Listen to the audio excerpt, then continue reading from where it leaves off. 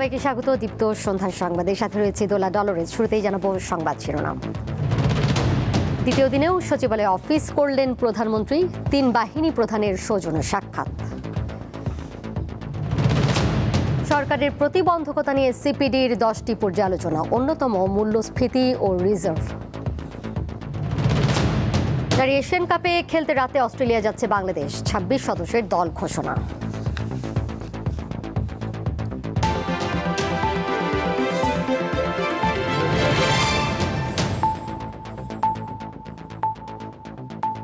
প্রধানমন্ত্রী হিসেবে দায়িত্ব গ্রহণের দ্বিতীয় দিনেও সচিবালয়ে অফিস করেছেন তারেক রহমান। সকালে গুলশানের বাসা থেকে রওনা হয়ে প্রশাসনের প্রাণকেন্দ্র সচিবালয়ে পৌঁছান তিনি। দিনের কার্যসূচি অনুযায়ী সকালে প্রধানমন্ত্রী তারেক রহমানের সঙ্গে 3 বাহিনীর প্রধান সৌজন্য সাক্ষাৎ করেন। উপস্থিত ছিলেন সেনাপ্রধান জেনারেল ওয়াকারুজ্জামান, বিমান বাহিনীর প্রধান air chief marshal Hasan Mahmud Khan ও নৌবাহিনী প্রধান ভাইস অ্যাডমিরাল মোহাম্মদ নাজমুল হাসান। এছাড়া প্রধানমন্ত্রী এনএসআই ও ডিজিএফআই এর মহাপরিচালকের সঙ্গেও বৈঠক করেন। এরপর ফ্যামিলি কার্ড চালুর লক্ষ্যে কর্মপরিকল্পনা চূড়ান্ত করতে আন্তঃমন্ত্রণালয় বৈঠকে অংশ নেন প্রধানমন্ত্রী। একই সঙ্গে আগামী 5 বছরের বৃক্ষরোপণ ও নদী খাল জলাধার খনন ও পুনর্খনন কর্মসূচি নিয়েও বৈঠক হয়।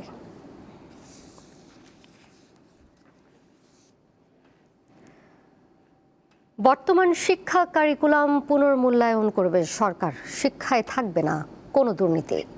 সকালে সচিবালয়ে সাংবাদিকদের এই কথা জানান শিক্ষামন্ত্রী আ.ন.ম এহসানুল হক মিলন।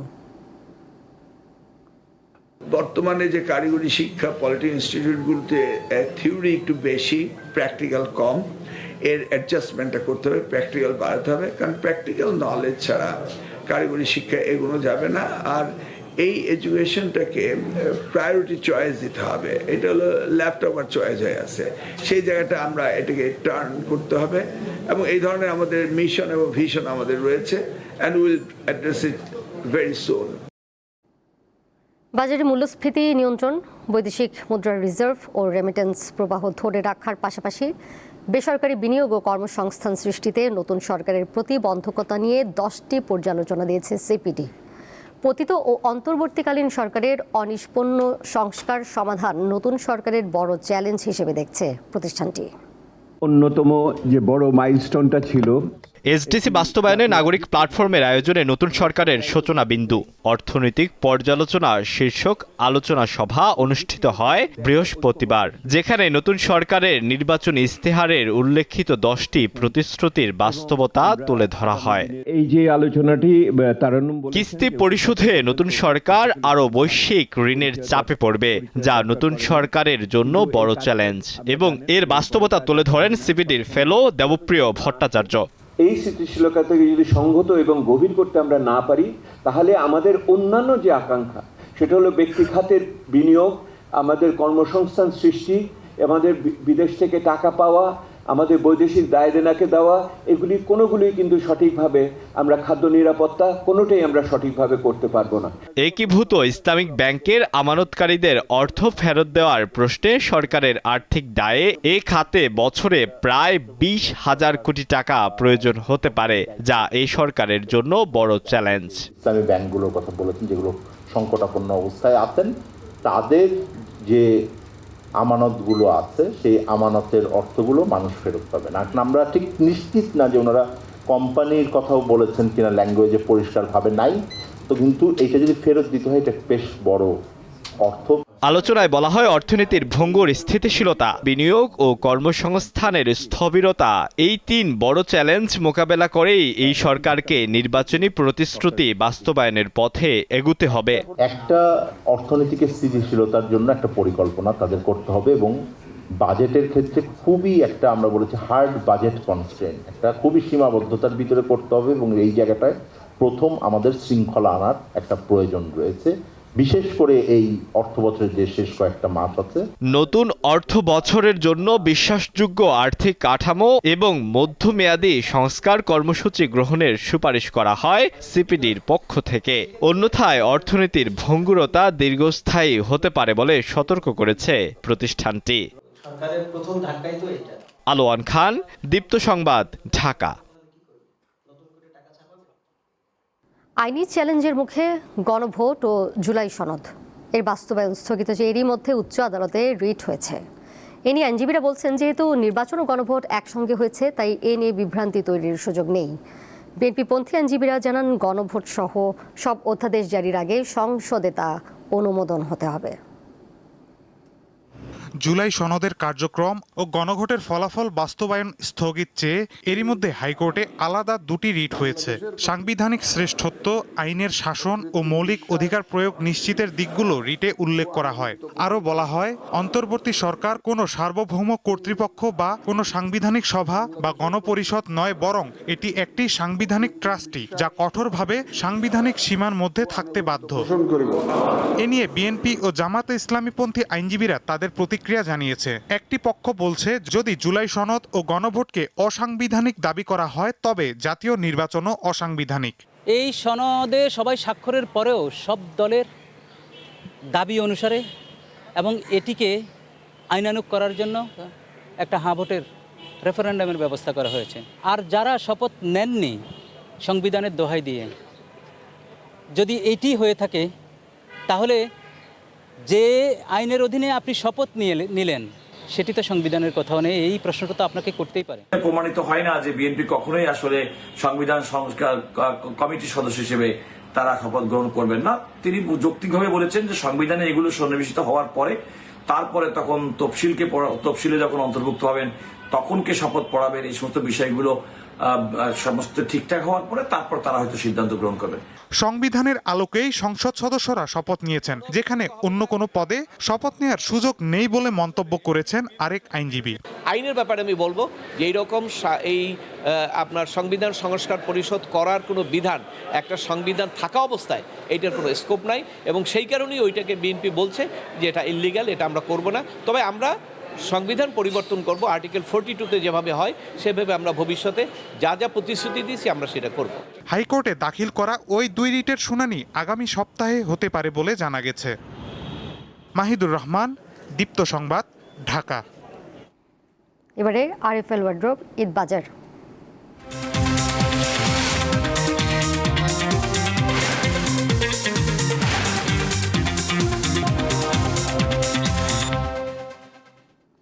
ঈদ উল ফিতর ঘিরে জমে উঠেছে রাজধানীর বেচাকেনা। নিউ মার্কেট, চাঁদনী চক, গাউসিয়া সহ অন্যান্য মার্কেটের আশপাশেও জামা কাপড় ও গয়নার পসরা নিয়ে বসেছেন বিক্রেতারা। সামনের সপ্তাহ থেকে বেচা বিক্রি আরও জমবে বলে আশা তাদের। ঈদ মানেই নতুন পোশাকের সমাহার, আর তাই ক্রেতার চাহিদা মাথায় রেখে রমজানের শুরু থেকেই জামা কাপড়ের পসরা সাজিয়ে বসেছেন দোকানিরা। তবে বেচা বিক্রি তেমন শুরু হয়নি বলে জানান অনেকে। বেচা বিক্রি আপাতত একটু ডাউন, কিন্তু 5 রমজান 10 রমজানের পর আলহামদুলিল্লাহ ভালো হবে। ঈদ উপলক্ষে আমাদের দেশিটাই বেশি, দেশের মধ্যে ভালো কোয়ালিটি আছে। শুধু একটা মাল আছে লোন, এটি হলো মনে করেন বাহিরের, আর যা আছে এগুলো দেশেরই, কিন্তু আমাদের দেশের মাল এবছর চলতে আছে আর কি। বিভিন্ন শপিং মলের মতো নিউ মার্কেট, গাউসিয়া ও ফুটপাতের বাজারও প্রস্তুত নতুন নানান ধরনের নকশার পোশাক নিয়ে। ব্যস্ত নাগরিক জীবনের ভিড় এড়াতে আগেভাগেই মার্কেটে যাচ্ছেন ক্রেতারা। ঈদের কেনাকাটার জন্য, সবার জন্য, এই জিন বদের জন্য, সবার জন্য। আসলে আসছি ডাক্তার দেখাতে, ভাবলাম ডাক্তারের রিপোর্ট অনেক দেরি হবে, একটু ঢুমেরে যাই, দেখে যাই। অনেক কিছু ঘুরে ঘুরে পছন্দ করতেছি, কিন্তু পছন্দ হচ্ছে, কিন্তু দামে হচ্ছে না। রমজানের প্রথম দিন দুপুরে ক্রেতা বিক্রেতার হাকডাক শূন্য রাজধানীর নিউ মার্কেট এলাকা। রকমারি পণ্যের পসরা সাজিয়ে বসা বিক্রেতারা জানান, এবার নির্বাচনের আগে ক্রেতার আনাগোনা থাকলেও প্রথম রমজানে কিছুটা কম। বেচা বিক্রি একদমই কম, আর লোকজনই নেই, কিন্তু রমজানের আগে 4-5 দিন একটু বেচা কিনা ভালো ছিল আর কি। নির্বাচনের আগে কিন্তু এত ভালো বাইরে নেই, এখন নির্বাচনের পরে কিন্তু এখন নতুন নতুন ডিজাইন, অনেক ডিজাইনই বাইরেছে। আশা করি যে সামনে নতুন সরকার আসছে, যদি ভালো হয় তাহলে এই। বড়দের পাশাপাশি ছোটদের জামা কাপড়, জুতা, কসমেটিকের চাহিদা পূরণের চেষ্টা করেন অভিভাবকেরা। একজনের জন্য জুতা কিনেছি, বোরখা কিনেছি, আর আরো জামা কেনার জন্য করতেছি। জামা কিনেছি 3টে, জুতো কিনেছি, ওড়না কিনেছি, আর আরো অনেক কিছু কেনার আছে। ঈদ কেনাকাটা নির্বিঘ্ন করতে মঙ্গলবার সাপ্তাহিক ছুটির দিনও খোলা রাখা হবে রাজধানীর নিউ মার্কেট। স্বস্তিকা সিংহ, দীপ্ত সংবাদ, ঢাকা। জুলাই গণঅভ্যুত্থানে রাজধানীর রামপুরায় ২৮ জনকে হত্যা মামলায় বিজিবির কর্মকর্তা রেদওয়ানুল ইসলাম সহ ৪ জনের বিরুদ্ধে প্রথম দিনের মতো সাক্ষ্য গ্রহণ সম্পন্ন হয়েছে। একই সঙ্গে আন্তর্জাতিক অপরাধ ট্রাইব্যুনাল ১-এ ওবায়দুল কাদের সহ ৭ জনের বিরুদ্ধে সাক্ষ্য গ্রহণ শুরু হয়েছে। এছাড়া আওয়ামী লীগের শাসনামলে গুম ও নির্যাতনের ঘটনায় শেখ হাসিনা সহ ১০ সেনা কর্মকর্তার সহ ৭ আসামির বিরুদ্ধে চলা মানবতা বিরোধী অপরাধের মামলায় সাক্ষ্য গ্রহণ হয়েছে। পাশাপাশি ২০১৬ সালে গাজীপুরের পাতারটেকে জঙ্গি সন্দেহে ৭ জনকে গুলি করে হত্যা মামলার পরবর্তী শুনানি ২ মার্চ ঠিক করেছে ট্রাইব্যুনাল। পরে চিফ প্রসিকিউটর জানান, সরকার পরিবর্তন হলেও বিচার কাজ স্বাভাবিক গতিতে চলবে। শহীদ রাব্বির পিতা সাক্ষী দিচ্ছেন, শহীদ রাব্বিকে ১৯শে জুলাই মিরপুরে গুলি করে হত্যা করা হয়। তার পরবর্তীতে দ্বিতীয় সাক্ষী হিসাবে তারই ভাগ্নি অর্থাৎ শহীদ তানহার বাবা এখানে সাক্ষী দেবেন। সুতরাং ওবায়দুল কাদের সহ বাকি আসামিদের বিরুদ্ধে সেখানে আওয়ামী লীগ যুবলীগের যে সমস্ত কেন্দ্রীয় নেতা তাদের বিরুদ্ধে যে আনুষ্ঠানিক বিচারের পর্ব, সাক্ষ্য গ্রহণ পর্ব, সেটি শুরু হয়ে গেল এবং এটা ক্রমাগত চলমান থাকবে এবং নির্দিষ্ট প্রক্রিয়া অনুসরণ করে এই মামলার সমাপ্তি হবে ইনশাআল্লাহ। ছাত্র দলের ত্রৈমাসিক ম্যাগাজিন দল দীপশিখার মোড়ক উন্মোচন করা হয়েছে। বৃহস্পতিবার সকাল বেলা ১২টায় ঢাকা বিশ্ববিদ্যালয়ের ছাত্র শিক্ষক কেন্দ্রে ম্যাগাজিনের মোড়ক উন্মোচন করেন ছাত্রদলের সভাপতি রাকিবুল ইসলাম রাকিব। অনুষ্ঠানে সভাপতি ও দল দীপশিখার সম্পাদক নাসির উদ্দিন নাসির বলেন, যারা বাংলাদেশের জন্ম ও ইতিহাস অস্বীকার করেছে তাদের বিপক্ষে লড়াই চালিয়ে যেতে নতুন প্রজন্মকে প্রস্তুত করতে হবে। প্রধান অতিথির বক্তব্যে ছাত্রদলের সভাপতি বলেন, ছাত্রদল নতুন ধারার ছাত্র রাজনীতিতে আরও নতুন উদ্যোগ ও সৃজনশীল কাজ উপহার দেবে।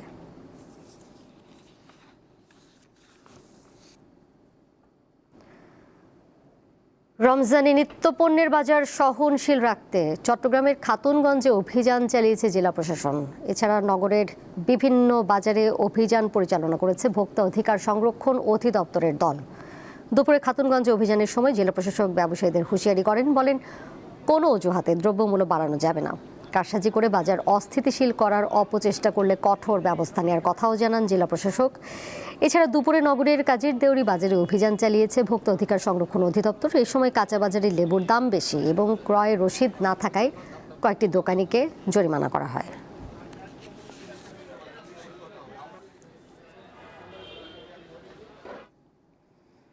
বাংলাদেশের প্রধানমন্ত্রী হিসেবে দায়িত্ব গ্রহণের জন্য বিএনপির চেয়ারম্যান তারেক রহমানকে অভিনন্দন জানিয়েছেন মার্কিন প্রেসিডেন্ট ডোনাল্ড ট্রাম্প। বুধবার এক চিঠিতে এই অভিনন্দন জানানো হয়। চিঠিতে আমেরিকান জনগণের পক্ষ থেকে প্রধানমন্ত্রীর ঐতিহাসিক এই বিজয়ের শুভেচ্ছা ও সফলতা কামনা করা হয়। আরও বলা হয়, যুক্তরাষ্ট্র ও বাংলাদেশের অংশীদারিত্ব পারস্পরিক সম্মান ও যৌথ স্বার্থের ভিত্তিতে গড়ে উঠেছে। তারেক রহমানের নেতৃত্বে দুই দেশের বাণিজ্যিক সম্পর্ক এগিয়ে যাবে বলে আশা প্রকাশ করা হয়। এছাড়া চিঠিতে পারস্পরিক বাণিজ্য চুক্তির বাস্তবায়ন, প্রতিরক্ষা চুক্তিগুলো সম্পন্ন করে বাংলাদেশের সামরিক বাহিনীর জন্য আমেরিকান সরঞ্জাম প্রবেশাধিকার নিশ্চিত করার বিষয়েও গুরুত্ব আরোপ করা হয়। চিঠির শেষাংশে যুক্তরাষ্ট্র ও বাংলাদেশের সম্পর্ককে আগের যে কোনো সময়ের চেয়ে শক্তিশালী করার প্রত্যাশা ব্যক্ত করা হয়। এ সময় বাংলাদেশে নিযুক্ত যুক্তরাষ্ট্রের রাষ্ট্রদূতের প্রতি পূর্ণ আস্থা রয়েছে বলেও জানানো হয়।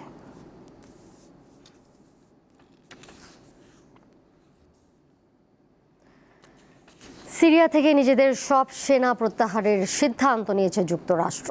গত কয়েক মাস ধরে সিরিয়া থেকে ধীরে ধীরে সেনা প্রত্যাহার করেছে দেশটি। মার্কিন কর্মকর্তাদের উদ্ধৃতি দিয়ে ওয়াল স্ট্রিট জার্নাল জানায়, আগামী 2 মাসের মধ্যে সকল সেনাদের প্রত্যাহার করা হতে পারে। গত সপ্তাহ কৌশলগতভাবে গুরুত্বপূর্ণ একটি মার্কিন ঘাঁটি থেকে সেনা প্রত্যাহারের পর সেটি সিরিয়ার সরকারের কাছে হস্তান্তর করা হয়। বর্তমানে বিভিন্ন ঘাঁটিতে প্রায় 1000 মার্কিন সেনা রয়েছেন। যুক্তরাষ্ট্রের প্রধান লক্ষ্য নিষিদ্ধ গোষ্ঠী আইএস দমন। তবে সিরিয়ায় একটি স্থিতিশীল সরকার আসায় এবং আইএসের হুমকি অনেকাংশে কমে যাওয়ায় সেনাদের ফিরিয়ে নেওয়ার সিদ্ধান্ত নিয়েছে ওয়াশিংটন।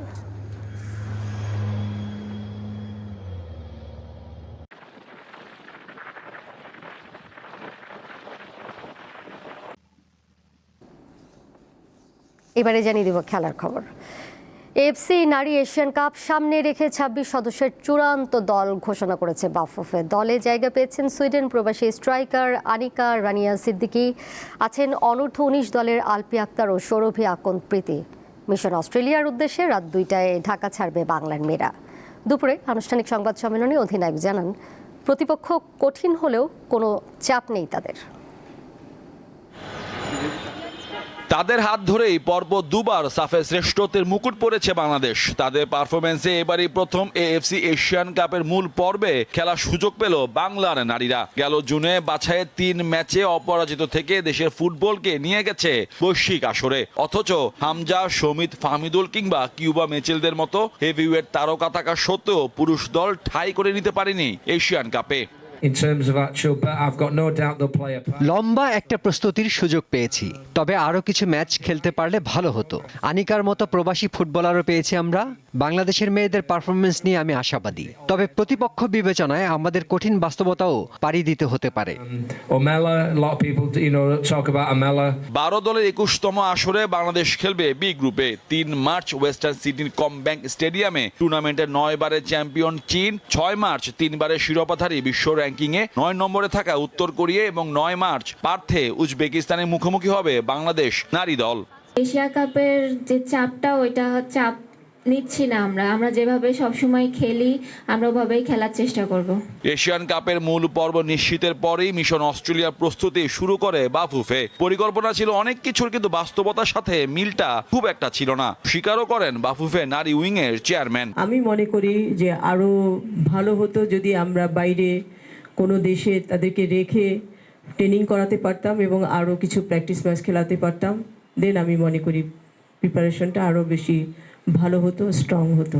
এই জায়গায় তো ল্যাকিংস আছেই। 25 ফেব্রুয়ারি সিডনির ওয়েস্টার্ন ইউনাইটেড দলের সঙ্গে একটি প্রস্তুতি ম্যাচ খেলার কথা রয়েছে বাটলারে শিষ্যদের। অস্ট্রেলিয়ার 5 ভেন্যুতে হবে এশিয়ান কাপের এবারের আসর। কোয়ার্টার ফাইনালে ওঠা 8 দলের সুযোগ থাকবে 2027 ব্রাজিল বিশ্বকাপ এবং 2028 লস অ্যাঞ্জেলস অলিম্পিকে খেলার। মোহাম্মদ হাসিব, দীপ্ত স্পোর্টস, ঢাকা। সন্ধ্যার সংবাদ শেষ করব, তবে যাবার আগে এই শিরোনামগুলো জানিয়ে দিব আরও একবার। দ্বিতীয় দিনেও সচিবালয়ে অফিস করলেন প্রধানমন্ত্রী। 3 বাহিনী প্রধানের সৌজন্য সাক্ষাৎ। সরকারের প্রতিবন্ধকতা নিয়ে সিপিডির 10টি পর্যালোচনা, অন্যতম মূল্যস্ফীতি ও রিজার্ভ। নারী এশিয়ান কাপে খেলতে রাতে অস্ট্রেলিয়া যাচ্ছে বাংলাদেশ, 26 সদস্যের দল ঘোষণা।